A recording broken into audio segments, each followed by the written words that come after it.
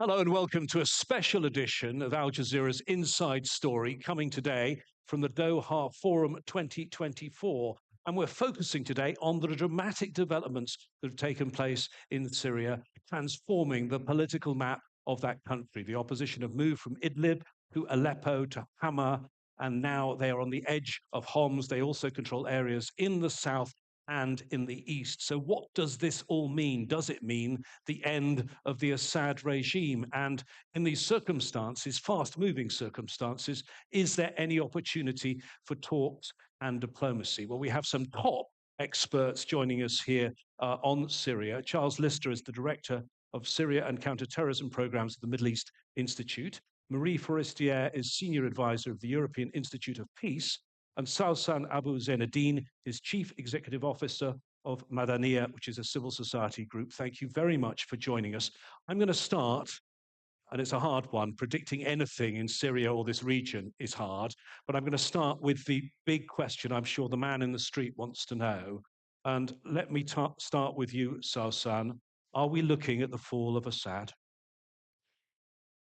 I think we're definitely looking at a significant change in Syria. There is no turn back from this moment. Whether it is the end of the Assad regime or not, it's definitely the beginning of the change. What change we want to see is up to all of us to work on it, particularly us Syrians. This is above all a Syrian issue, a national issue, but it's also up to how we steer the regional and international dynamics so that it does not end up we do not end up in cementing a new geopolitical order that does not necessarily meet the aspirations of the Syrian people. We'll get into more detail in a moment, Charles, but can Assad survive this, in your view, as things stand now? I think, given the significance of what we've seen play out over the last 10 or 11 days, his days are over. It's just a question of time for me. It's a question of time and how that end comes about. I think what we're watching play out right now is a pivotal battle in Homs, and by all accounts today, it's been a very bloody battle. The Russians appear to have intervened more directly than we've seen elsewhere in the country. But given the developments we've seen in terms of opposition expansion across the south of the country, they're now roughly 35 kilometers from the outer limits of Damascus. There's no way Assad can survive this. But it is a question of, as Sausan says, how Syrians gather together and present an alternative. But it's also ultimately also a question of how the international community responds to this crisis, given the fact that there are well-established differences within and across the international community on this issue. Marie, your quick take, your quick prediction. I think, as Sausan and Charles said, that it's the beginning of a new era. It's difficult to go back to where we were 10 days ago, and it's difficult to reverse most of the gains that have been made. And now is the time for cooperation between international stakeholders, conflict parties, and also the Syrian civil society. And I think it's very important to make sure that it's a Syrian-led, Syrian-owned process. The Syrians have hung on for 12 years almost now for this time and this transition period, and that's important that they are involved and lead the movement. Charles, I mean, a surprise attack we're all talking about, and it took everyone, certainly took all the media world by surprise. But my understanding is it was actually planned for a few weeks earlier, and it was Turkey that stopped it. Yeah, so the offensive as it stood, first of all, was initially intended to be much more limited than anything we've seen play out. And it was initially planned for early to mid-October. At that point, as far as I'm aware at least, the Turks intervened to put a stop to it. But it nevertheless occurred several weeks later. It's important to recognize as well that in mid-October, when it was stopped, the Russian Air Force took back to the skies of northwestern Syria for the first time in 4 months and conducted a 4-day bombing campaign. So they clearly knew about the plans too. So for the stakeholders on the ground, none of this was really a surprise, or it certainly shouldn't have been. But certainly as far as the international community is concerned, honestly speaking, people weren't paying attention to the detail that was necessary to know that something like this was coming. On the other hand, no one predicted the swift collapse of the regime. Nobody, not even the groups involved. Their original intention was only to capture the western countryside of Aleppo and stop regime shelling indiscriminately targeting civilians. That was it. So they too were shocked by the speed at which regime front lines collapsed and thus continued and established the momentum we've seen play out. Let's dig into some of that, Sausan. I mean, Charles was saying the Russians seem to have an inkling back in October, but there seems to be a major intelligence failure by the Russians, by the Syrian regime, and the Iranians this time around. Well, clearly, yes. And again, I think it did take many of us by surprise due to its scale. But what I take from this mostly is a reminder that this, above all, is is an example of how fragile the situation in Syria is. It represents the failure of a containment policy that everyone, even in the past few years, were dealing with Syria through.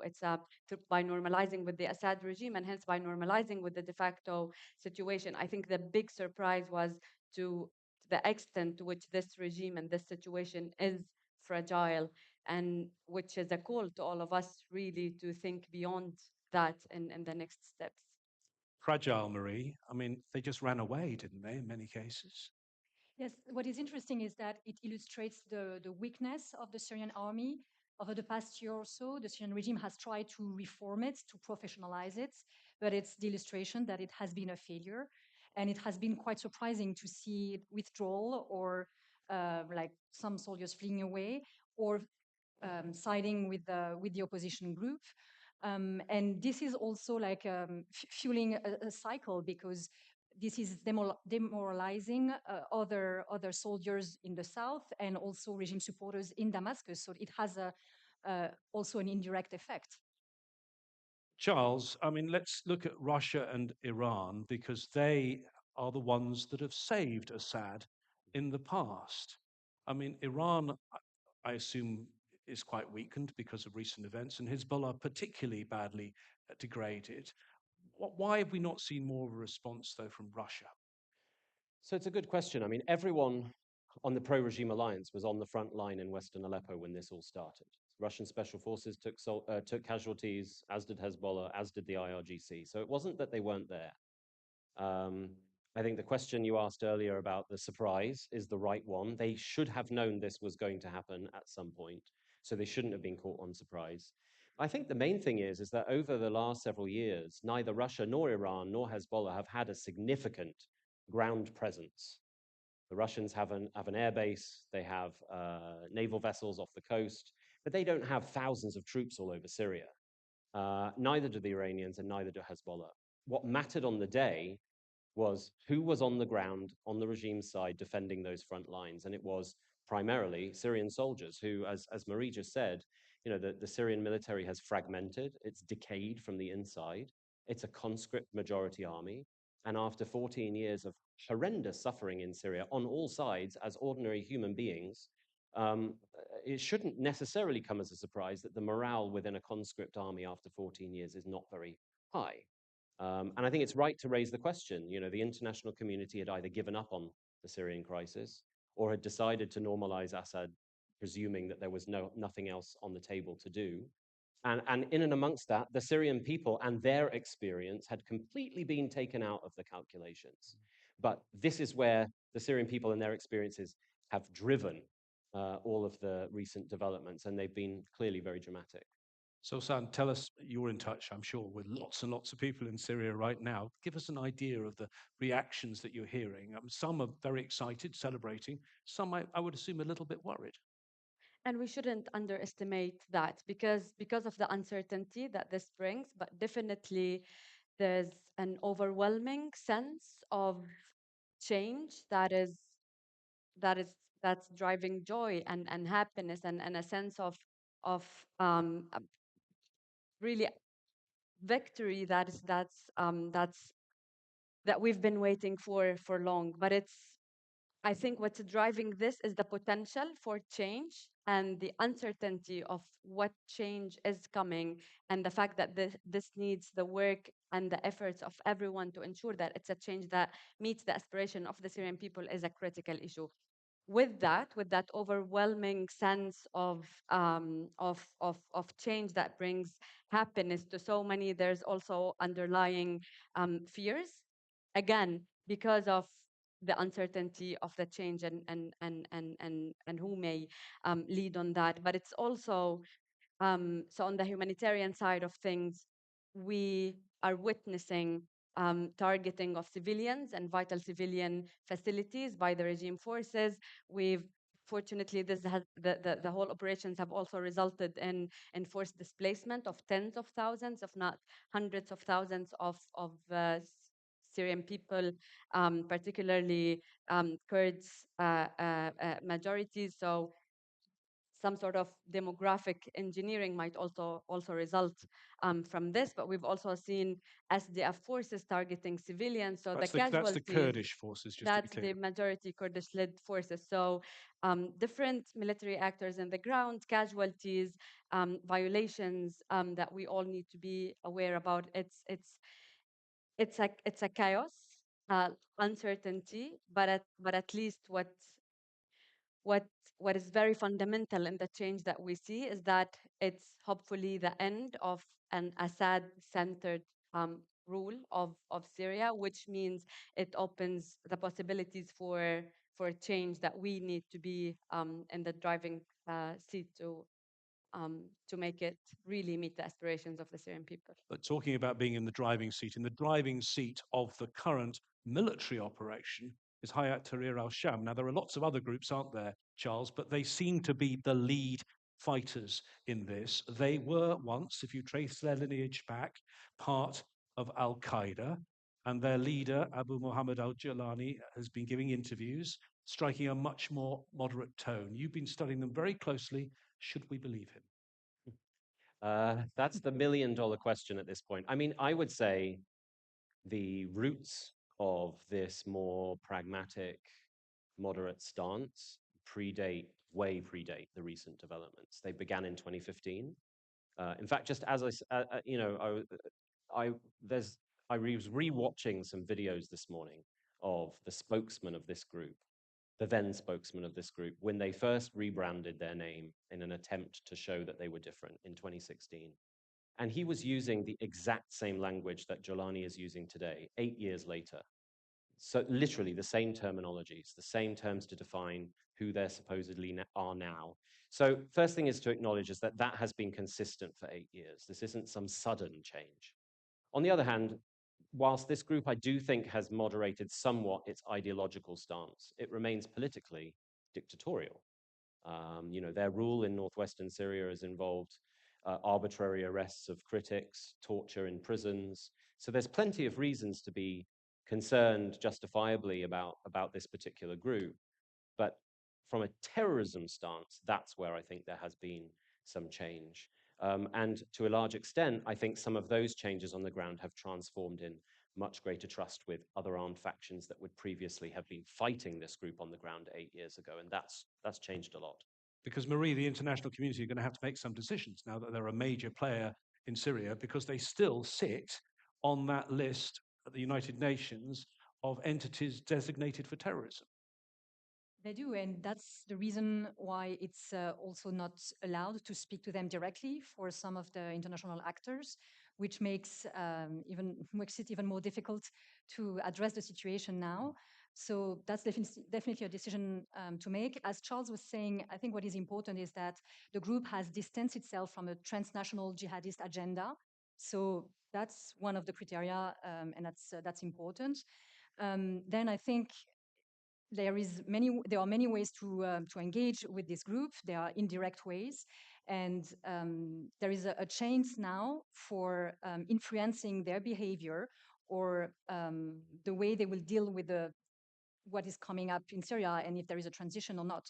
So this presents also an opportunity for the international community to shape what's coming next. Salsan, people you speak to, are they concerned about this group? Because they've been making efforts. I mean, I was surprised, for example, to see that they're reaching out to religious minorities, including the Alawite community, and also in Aleppo to see billboards with QR codes on them linking to a WhatsApp message where they could be informed of the instructions coming from HTS. Well, I think the overwhelming feeling is fear from the regime's response to this, because Mm. this is what we have seen over the past 13 years. The regime and its Russian allies again targeting those areas captured by the opposition groups is the biggest fears. But definitely also concerns over the how would these areas be administered. But at the same time, the seeing people being freed from prison, political detainees, people whose families have thought they were killed under torture, being set out free after tens of years. Many people, thousands, tens of thousands, returning to their homes again after tens of years is again driving hope amongst people. The issue of how we as Syrians can manage to live together with all the diversity, ethnic and religious diversity, is something that we have to work on. And it's not something that is given or granted by military groups. This is where I think is the critical issue that's yet to be seen in how we manage the situation. Marie, we've talked about Iran and Russia. What about Turkey? They clearly have some leverage on the situation. President Erdogan said the target is Damascus. We hope for this advance to continue without any issues. Are they controlling the situation or just trying to keep up with the situation? So that's a complicated question. First of all, it's more than Turkey has leverage. Turkey is the outsider winner at the moment of what has been happening. So Turkey is not formally supporting the group leading the offensive at the moment, but they have some contacts, and it's likely that this operation couldn't have happened without at least a tacit green light from Turkey. Now, even if Turkey didn't trigger this operation, it presents opportunities for Turkey now. First of all, on its priorities, and first, the possibility to push back Kurds and Kurdish groups that are close to Turkish border, and second, the return of refugees who are living now in Turkey. There could be a perspective of return if things develop well in the areas that have been recaptured by opposition groups. Charles, we talked earlier on about Homs being the place now. Explain to our viewers and to the audience here why Homs is really so strategically important. Well, I mean, in terms of the most populated western spine of Syria, Homs is dead in the middle, right on the north to south M5 highway, right between Aleppo to Hama, both of which have been taken, and then south to it, Damascus and Deraa. Deraa has now been taken. Homs is also at that kind of junction point, which would, in theory, if Homs were to fall, Damascus would be cut off from the coast, where Assad and his sort of Alawite heartlands lie. So its geographic position, right in the heart of the country, right in the middle of this highway on this north to south road, but also its access west to the coast, make it of enormous strategic significance. For many, Hama had been the steel wall through which the opposition for 13 years had never broken through and ever been able to contiguously link the north to the south. Now that that's broken, Homs is the last front line for the regime. As far as I'm concerned, if Homs falls, Assad is 100%, he's finished. It will just be a matter of time and how that gets there. And as I said earlier, it does look like the Russians are trying more hard than we've seen until now to make Homs a front line that doesn't get moved. But looking at the momentum all across the country, it's very hard to see how the regime forces that are in Homs will see this as they see the defense being a cause that is worthy of dying for, when really everything, the writing seems to be on the wall. And Sausan, I mean, Homs was, at the early part of the war, one of the places where some of the heaviest battles and worst death tolls occurred, was it not? That's very true, and we need to factor this in. Actually, the sectarian dynamics in Homs, but also the fact that Homs has witnessed some of the worst violations, the communities in Homs. I hope this is the beginning of change in there. It's definitely I definitely agree with Charles that taking over Homs would change the game for the Assad, but it would also change the game for so many people who have been awaiting justice and acknowledgement for a very long time. Marie, if Homs falls, and as Charles says, it's a break, the Assad territory is divided into two, the coast is divided from Damascus, that's a big problem for the Russians, isn't it? Because their large naval base, which has been given to them as a sovereign base for 49 years, that is on that coast at Tartus, and so is their main airbase. Exactly, and that's when Russia will have a decision to make. And what are their priorities? Do they want to continue supporting Assad, the regime, or do they narrow their priorities in Syria and focus on this strategic advantage that represents the naval base in Tartus and the aerial base in Latakia that allows Russia to project power in the region? And this is a key asset after Russia invests so much in Syria and the Syrian crisis. So I think that's really a matter of strategic choice, capacity also a little bit because Russia is constrained with the war in Ukraine. And there are also factors such as the relationship with Iran and Turkey that probably factor into this choice. But so that's a choice that is hanging right now, I think. Charles, what's the space for diplomacy now in these very fast-moving developments? Here at the Doha Forum, where we are right now, we understand possibly very soon, possibly right now, there is a meeting taking place between the foreign ministers of Russia, Iran, and Turkey. Does diplomacy need to be much broader than that? To be determined.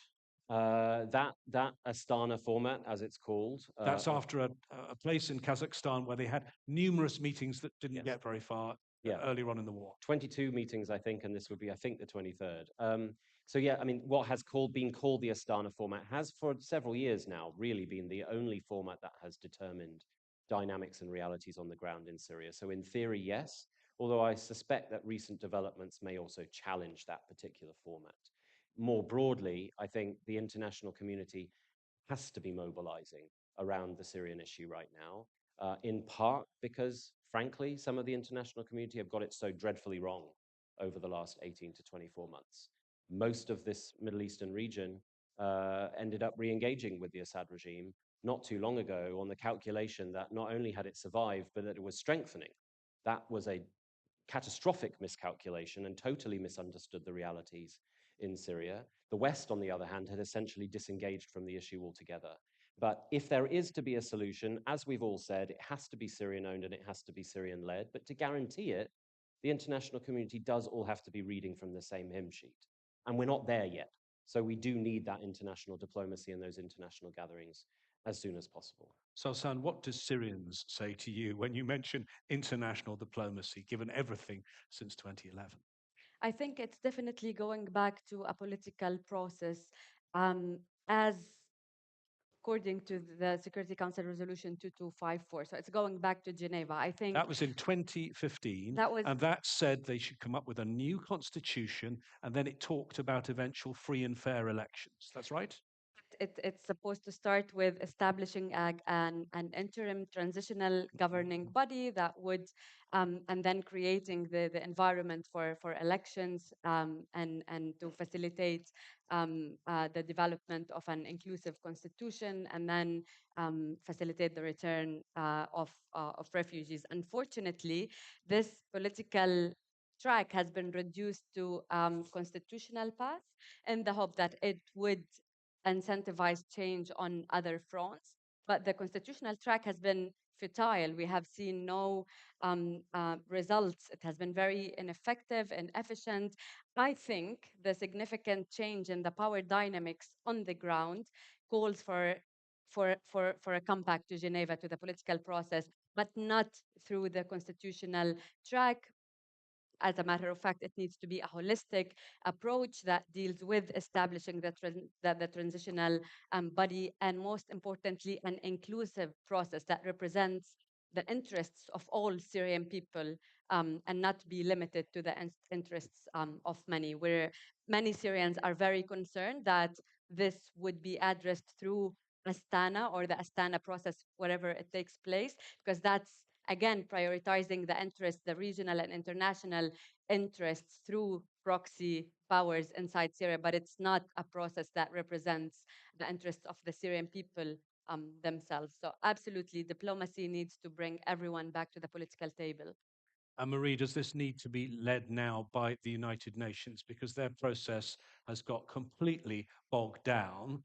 But in part, that is, we've spoken about the Russians and their role militarily, but the Russians have been a great asset to the Assad regime diplomatically. They've used 17 times, I think, their veto in the UN Security Council, and they've managed to slow down the diplomatic process. I covered long negotiations in Geneva when Lakhdar Brahimi was the special envoy, and one of the Western diplomats at the time called the chief Syrian negotiator Ambassador Filibuster, because all he was trying to do was stop anything going anywhere. No, that's a good point, and this will probably, or this may change the dynamic at the Security Council and diplomatically internationally. But I would like to highlight that if the UN-led process has been bogged down, as you said, it's mainly because of the refusal of Assad to engage in any process and to have any sort of dialogue. So that was the main issue and not the process in itself. So the UN is best placed to conduct any type of dialogue or political negotiations. But as Sausen said, it's very important that it is as inclusive as possible, and that it takes into account also the reality on the ground and parties to the conflict and actors who are active on the ground and in control of some areas. So, I assume there needs to be some immediate talks on the humanitarian situation, because that, I'm told, is getting pretty urgent. It was already humanitarian needs, although the world wasn't watching. We're at an all-time high with 7 out of 10 Syrians requiring humanitarian assistance. The latest figures I've seen from the UN is a further 370,000 people have been displaced from their homes in recent days. And the first thing I think diplomacy needs to work towards is protection of civilians, protection of civilians from all kind of violations, including the bombardment of the Assad regime and its allies, which continue until the moment to target civilians and again civilian areas and civilian facilities, but also from engineered displacement processes, forced displacement processes, and other forms of violations. So protection of civilians remains a priority. And then in the meantime, until we get to a stage where a political process is functional and is actually representing the interests of Syrian people themselves, we need to be very aware of how the administration of the different areas that are getting out of the control of the government will be established. And working towards an independent civic administration of these areas is a priority. So we do need to think in how we respond to the needs in these areas through this mindset, by creating a civic administration that works through the institutions, the current state institutions, and with the efforts of the current people on the ground, not through an NGO model to respond to we're talking about nearly 50%, over 50%, 70% of the areas of the geography, Syrian geography outside the regime's control. We cannot respond to these needs through NGO programs. So how do we activate existing state institutions through the existing people and cadres is the big question, and maintaining them independent from de facto authorities, all de facto authorities, is the difficult question. Charles, I mean, there's also a difficulty if you get to a stage where the Assad regime is gone, and I know I'm jumping ahead of myself a fair bit here, but what do you do about accountability? And I'll give you 2 recent examples of the Americans. One, Afghanistan, where they left all the warlords stay in the government, and then Iraq, where everyone who was a member of the Ba'ath Party was expelled. Both turned out to be pretty disastrous. They did. I would say there's not necessarily any easy way to deal with that challenge, particularly given that we are in year 54 of the Assad family's reign. So the extraordinary kind of bureaucratic challenge of picking that out, but also allowing bureaucrats to remain in place will be difficult. Deep family ties within the government apparatus, some not problematic, some arguably are problematic. That will be an enormous challenge, as will be the remnants of the entire intelligence apparatus, which has long been a problem. You could foresee Assad going, but much of those institutions will still remain. And as we've heard from Syrian people since day one of the revolution, that is the issue that has to be removed. So there will be a really significant challenge. Ultimately, it will be about bringing Syrians together to figure out what works. And a lot of the groundwork for those kinds of large-scale Syrian gatherings were done very early on in the crisis. Hundreds, thousands even of Syrians used in this kind of consultative process. I think the one thing that we can count on is that amidst 14 years of crisis, and particularly in more recent years, my assumption is the vast majority of Syrians, including within the state, who have survived and stayed within regime-held areas, do want change. It's just that fleeing the regime or turning against the regime wasn't foreseen in their personal minds as an option for so long. And so I have a feeling that if Assad was out of the way, that problem was out of the way, that we have a higher chance of the Syrian people coming together and figuring that out than maybe we might have seen in other contexts. Zalsan, are you as optimistic? I mean, I'm thinking Saddam Hussein went and there was an appalling war. Gaddafi went, other places in the Arab Spring. Toppling is not always, and it hasn't happened yet, and maybe it won't happen, but it's not always the answer.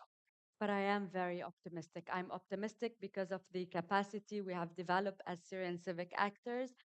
And again, because without addressing the root causes of the crisis in Syria, no change can come. Now that we are looking at a future where potentially the Assad regime is out of the picture, there's a lot to capitalize on thanks to the efforts of Syrian civic actors. So I am definitely optimistic. What matters is that we work towards maintaining state institutions in the process of um, um, throwing out the Assad regime. So the regime versus state institutions. That's that needs really the efforts of everyone. We end on an optimistic note. Thank you very much to our panel today, Charles Lister, Marie Forestier, and Sorsan Abu Zayedin. That ends this special edition of Inside Story. Remember, we produce this program every single day of the year, and you can watch it on Al Jazeera on television at aljazeera.com or on YouTube. Thank you very much to our audience here at the Doha Forum 2024, and thanks to you for watching. Bye-bye for now.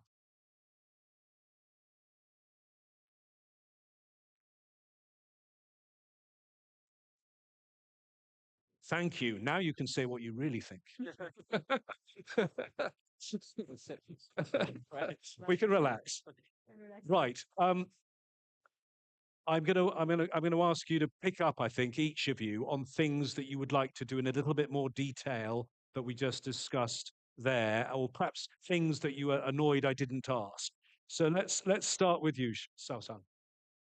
I really want to reiterate.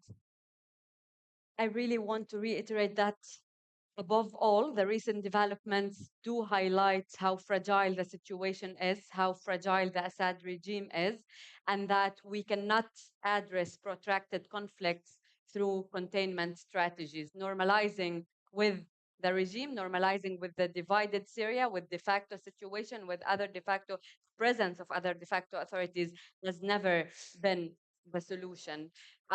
What I'm optimistic about now is that there has been a significant change in power that would incentivize a political process. I'm very concerned that this would be concluded through the Asatana track, and this is where our conversation today is crucial because it does need all the diplomatic ingenuity so that we take this matter back to the political table. We need to be able, as Syrians, to sit and discuss how we want to form the future of our country, a future that meets our aspirations when we took to the streets 14 years ago now, nearly 15 years ago, a state of democracy, citizenship, an inclusive state that represents the interests of all Syrian communities in all their diversity. This is really the biggest question today. Are we going to make sure that this is addressed through a political track, a holistic political track? Marie. Maybe an issue that hasn't been discussed much, and even over the past week or 10 days, is what's happening in the east of the country and what's happening with the Kurds, because they have taken some territory also, and they control approximately 1/3 of the country. So it's not because they are not leading the offensive right now that they should be left aside. And so any solution, any future dialogue should also take into account their perspective, their aspiration, and taking into also account Turkey's security concern, so that because this issue needs to be settled for peace and stability in Syria as well. So that would be the time to address it at the same time. Charles? Nothing in particular, other than I think we just have to acknowledge, first of all, I think the international community needs to be very humble at this point. As I addressed a few minutes ago, I think the vast majority of the international community have got Syria wrong on a fundamental basis, or they've just simply assumed that it was containable and the situation as of 2 weeks ago was irreversible, that Assad had won. There was no doing away with that situation. So first of all, I think the international community needs to be very humble, and a lot of the international community needs to do some significant recalculation and reassessment. And as someone who spent 10 years as a correspondent in Turtle Bay, do you think the Secretary General of the United Nations, could he have done more despite the constraints of two Secretary Generals of the United Nations? Don't get me started on. I mean, the UN has had a very difficult time with Syria. I mean, that's a whole nother conversation. The UN has, just institutionally because of what it is, biased towards states. And in a situation like in Syria, where the state or the regime controls everything, the UN's ability to operate freely without interference, providing humanitarian assistance to everyone who needs it, for example, has been jeopardized and infiltrated since day one. On a political level, the UN Security Council is structured in such a way that Russia has been able to veto just about anything that threatened Assad. So the UN, whether the UN goes through a massive reform process is a question far beyond me. Unlikely. But no question, everybody needs to be humble. But the other point was just that we should also acknowledge that despite all of that, the Syrian people have lived through 14 years of hell. And as Sausan has said, and as many Syrians are saying, for the first time in 14 years, there may be light at the end of the tunnel. And amidst the international disengagement, amidst the Arab re-engagement, amidst all of those developments, the Syrian people haven't given up. Okay. I know we're running out of time, but I think we're allowed to have some questions, a couple of questions maybe. And I had an eye surgery that went wrong, which means I can't see anything these days, but I'm going to take the gentleman there. Thank you so much for a fascinating panel discussing just the fastest development in the region. But after the fall of a deeply entrenched autocracy, you will have a power vacuum. And we already know that that vacuum will be filled with men with guns. And humility is good, but I think proactive intelligence is going to be called on by the international community as well. My concerns are what de-Baathification is going to look like in Syria, and indeed what happens to the Alawi communities in the northwest.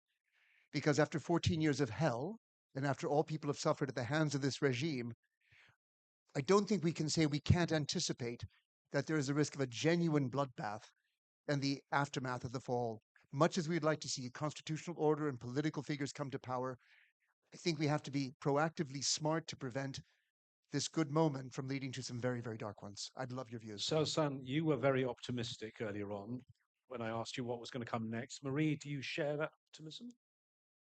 I share the optimism in the sense that I think what is different in Syria is the creativeness and all the tremendous work the Syrian civil society has accomplished these past 12 years, and the way they have been creative, the progress we've seen on accountability so far, it's 100% due to Syrian civil society commitment, perseverance, and creativity to go around obstacles. So that's the first thing. The second thing is, yes, there is a risk for power vacuum. There is a risk of many scenarios happening, but that's why there is a need right now for a commitment of all actors at all levels, international, regional, national, to work together and to avoid repeating what we've seen in the region in the past. Iraq has been mentioned and is one counterexample. And let's hope there will not be the same debassification and demobilization of all the security forces the way it has been done in Iraq, because we've seen what's done. So let's learn from errors from the past. But so yes, I think things could be done in the right way if people get together and continue with the spirit of the Syrian civil society. Charles, do you want to pick up on that? No, it's good. No, okay. Let's take the gentleman in the front row here.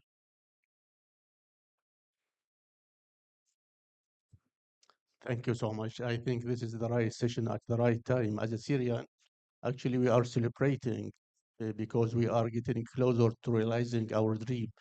We are looking for dignity and the freedom for our people and for our country.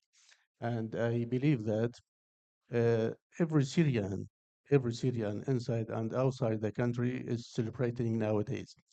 My question is, as you know, that at the end of 2011, the world missed a chance of uh, stopping this disaster. And they failed the Syrian people because they were demonstrating without any war, without any weapons. But the criminal Syrian regime just played around and they start shooting them at the streets. But the world really didn't support the Syrian people. That's why they are still suffering for 15 years until now. My question is, do you believe that the world now will grab the opportunity and stretch the hands for the Syrian people to save them of this dictator, of this war, or they will continue as before? Thank you so much. Charles. I mean, that's the question that I think this international community has been grappling with over the last 10 days.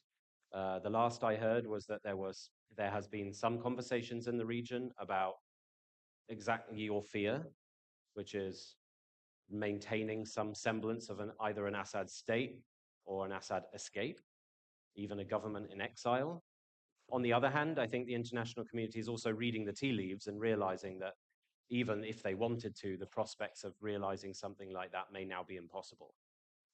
So I think at this stage, as we've all said on the panel, this is when the international community needs to both acknowledge what's happening, accept that it's not going to be reversed, and get moving on trying to figure out what the day after looks like. And in that, they have to be communicating with everyone, everywhere. This can't be communication that only goes down one line, but everybody on the ground needs to be communicated with. All of civil society in different areas of Syria needs to be being communicated with, as well as the political opposition, as well as some of the armed groups and the men with the guns. If we don't communicate with them, then we've lost hold of this from day one. And there are certain actors that are more well-placed to do that than others. But communication for me is absolutely the key here. And if we don't communicate, that vacuum then gets filled with all kinds of chaos. But I just hope that the international community is doing what they need to be doing this time around. Okay, I'm going to take a question at the back, but my phone is lighting up because, as I said, there is that meeting of foreign ministers taking place right now. And informed sources say the three countries will not stand against the aspirations of the Syrian people and will support all solutions that achieve this. I don't know yet what that source is and how reliable it is, and I wouldn't have put that on television yet, but I am sharing it with you. The gentleman at the back there, I can't see who it is at the back, but someone at the back there, right at the back. This is Javed, and I'm a journalist from Pakistan. I think what we are ignoring perhaps is the factor of Donald Trump. In what manner, what kind of policy of US is going to be there under Donald Trump? That's a good question. Is that for me from Washington? Yeah, I think so. I mean, Spokesman for Donald Trump. Yeah. God forbid. To be very blunt with you, nobody really knew what Donald Trump's policy on Syria was going to be before all of the recent developments. I'm not really sure we can count on knowing what it's going to be now. I suspect by the time he comes into office, all of this will have been decided. Assad may not be there anymore. The international community will hopefully have gathered together and mobilized behind some kind of shared vision. There will be already some form of Syrian engagement, communication. and what have you. And so by that time, the Trump administration will have no option but to embrace what's already in play. My main concern is that with a Biden administration on the way out, how much incentive do they have to double down and get knee-deep involved in this Syrian issue, given the complexity, given the tensions, given the differences of opinions, even if the Astana readouts are pointed in that direction, we all still know that there are very significant differences between what Russia wants, Iran wants, and Turkey wants. So that's my main concern going forward. But the Europeans have a key role to play here, and of course, as do all of the regional states. Okay, we're running out of time, but I think we should take a question from over here somewhere. Yes. Well, the gentleman just there, the second row. I think it might even be Khan Ross, is it? I can't see. Yeah, it's fine. Hello. I couldn't agree more with those who say this should be a Syrian-led process where Syrian voices are primary. But the autonomous administration in the northeast, some call them the Kurds, although it's a multi-ethnic administration, has proposed confederation as a potential solution for Syria. It's early days, of course, and we're speculating, but is that a plausible solution for Syria in the long run? Who wants to take that one? I think this needs to be agreed upon on the political table, through the political process. Definitely, this is something that needs to be considered, given, again, not just the diversity of the Syrian people and Syrian communities in general, but also how different de facto authorities, mainly the Assad regime, has weaponized this diversity and has turned people against each other. So, as a way of addressing that, I think the ability of people to govern their own areas is something that needs to be considered. But this is a very technical question. It's a very complicated question. It's not something that can be reduced from the beginning by the proposal of one party. It's something that needs to be discussed thoroughly over the negotiation table. Charles. Just to extend the point I made before, this all comes down to communication. And everything I've heard, even just predating the latest developments over the past 12 days, was that there had already been communication between Turkey and the SDF around deconfliction, possible détente moving forward. That's encouraging. Turkey and the PKK have revealed some potential openings. But more recently, as I gather, HTS and the SDF have been in quite constructive communication too.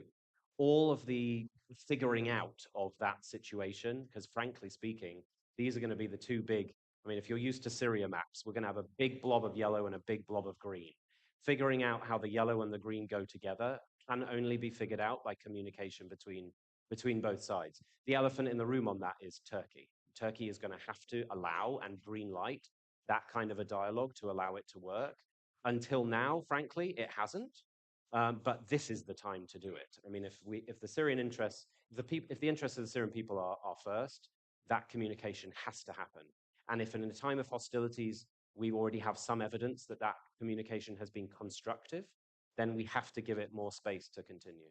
Okay, last question, I think we can now. There's a lady here who's wanting a question. Microphone here. Yep. Thank you very much. It's Dr. Hanar Marouf from Iraqi Kurdistan. So, of course, we are following the situation a lot, and a lot of the Iraqi borders with Syria is closed due to the escalations at the moment. So the update that you gave is very optimistic, the sit down now between the senior leaders regionally. But I just want to hear your views specifically on if the toppling of Assad happens, how willing do you think HTS is to form an interim government?